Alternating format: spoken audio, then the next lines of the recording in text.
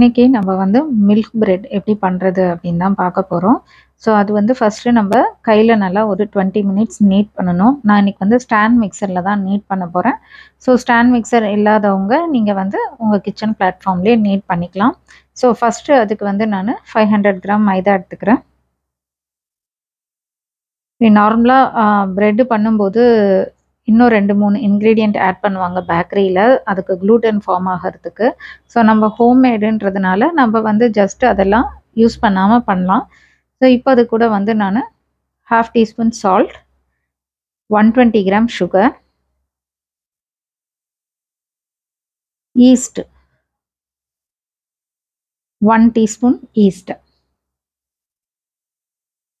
So yeast வந்து நான் use பண்ணுறது இன்ஸ்டன்ட் ட்ரை ஈஸ்ட், ஓகேங்களா? ஸோ இதே நீங்கள் ஆக்டிவ் ஈஸ்ட் யூஸ் பண்ணிங்கன்னா அதை ஆக்டிவேட் பண்ணிட்டு தான் யூஸ் பண்ணணும். ஸோ இப்போ இது எல்லாத்தையும் வந்து ஸ்டாண்ட் மிக்சரில் வச்சு நல்லா மிக்ஸ் பண்ணிக்கிறேன். ஸோ இது நல்லா மிக்ஸ் ஆகிட்டு இருக்கும்போதே நம்ம இது கூட வந்து மில்க்கும் வாட்டரும் ஆட் பண்ணணும், ஓகேங்களா?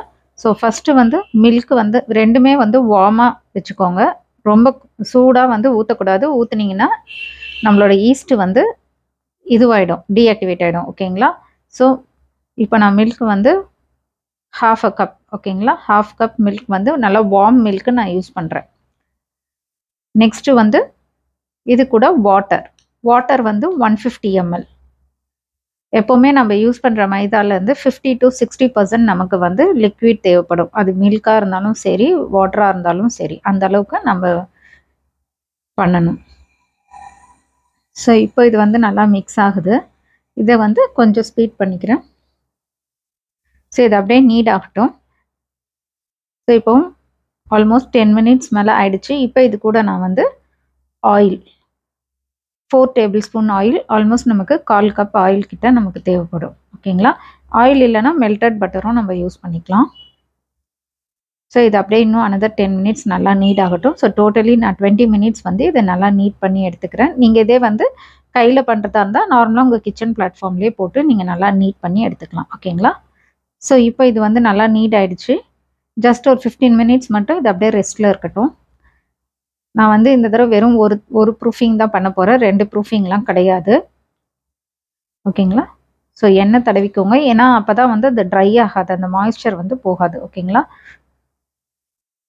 ஸோ 15 மினிட்ஸ் ஆகட்டும். ஸோ இப்போ 15 மினிட்ஸ் ஆயிடுச்சு.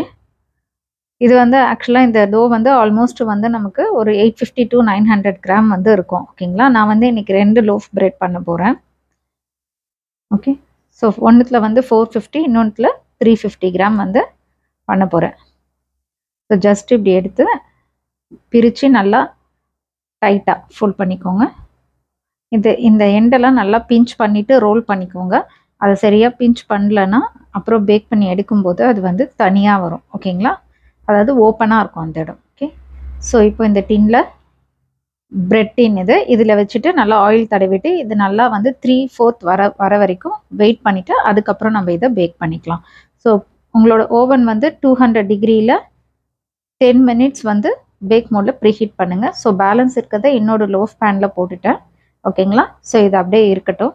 இப்போ பாருங்கள், ஒரு 1 hour கழித்து பார்த்தா நல்லா வந்து 3/4 இருக்குது, ஓகேங்களா? நான் வந்து மேலே இது மூடி போடாமல் தான் பண்ண போகிறேன் லோஃப் பிரெட்டுக்காக.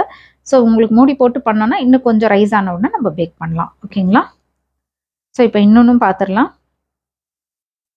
ஸோ இதுவும் பாருங்கள் வந்துருச்சு ஆல்மோஸ்ட், ஓகே? இன்னும் கொஞ்சம் நேரம் கழித்து வந்ததுன்னா நமக்கு நல்லா இந்த மூடி போடும்போது இன்னும் கொஞ்சம் அதில் டச் ஆகாமல் வந்தால் நமக்கு பிளெயினாக வரும். பட் நான் லோஃப் பிரெட் தான் பண்ண போகிறேன். மூடி எடுத்துட்டு நான் பேக் பண்ண போகிறேன். ஸோ டோட்டலி வந்து நான் இதை 45 மினிட்ஸ் பேக் பண்ணி எடுத்திருக்கேன், ஓகே?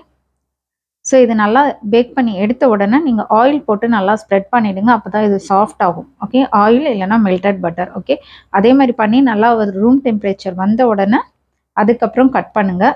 இன்னும் நீங்கள் கிளிங் ராப் பண்ணி நெக்ஸ்ட் டே நீங்கள் கட் பண்ணிங்கன்னா இன்னும் ரொம்ப சாஃப்டாக இருக்கும் ப்ரெட்டு, ஓகேங்களா? அந்த கார்னர்லாம் எப்போவுமே எடுக்கும்போது லைட்டாக கொஞ்சம் ரஃப்பாக இருக்கும். ஸோ அதுக்காக தான் நம்ம இந்த ஆயிலெலாம் ஸ்ப்ரெட் பண்ணுறது, ஓகே? இன்னும் நம்ம வந்து கிளிங் ராப் பண்ணி நெக்ஸ்ட் டே யூஸ் பண்ணிங்கன்னா இன்னும் பயங்கர சாஃப்டாக இருக்கும், ஓகே? இப்போ வந்து ரூம் டெம்பரேச்சருக்கு வந்துருச்சு பாருங்கள். நல்லா வந்து இப்படி அமுத்துனா நல்லா வந்து பவுன்ஸ் ஆகி வரணும் பேக்கில். ஸோ அப்போ தான் வந்து நம்மளோட ப்ரெட் நல்லா இருக்குன்னு அர்த்தம். இங்கே பாருங்கள். ஓகே,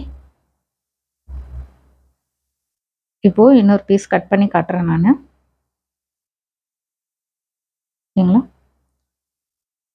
இது நல்லா ஸ்வீட்டாக இருக்கும். மில்க் ஸ்வீட் பிரெட் இது.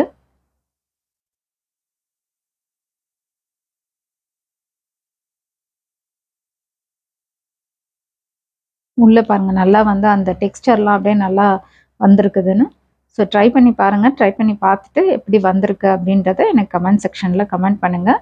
இப்போ பாருங்கள் நல்லா பிரேக் ஆகாமல் நல்லா வருது பாருங்கள். ஓகேங்களா, ஸோ இதுக்கு மெயின் வந்து ஈஸ்ட் தான். நல்லா கரெக்டான ஈஸ்ட் போட்டிங்கன்னா கண்டிப்பாக உங்களுக்கு பிரெட் நல்லா வரும். Thank you friends.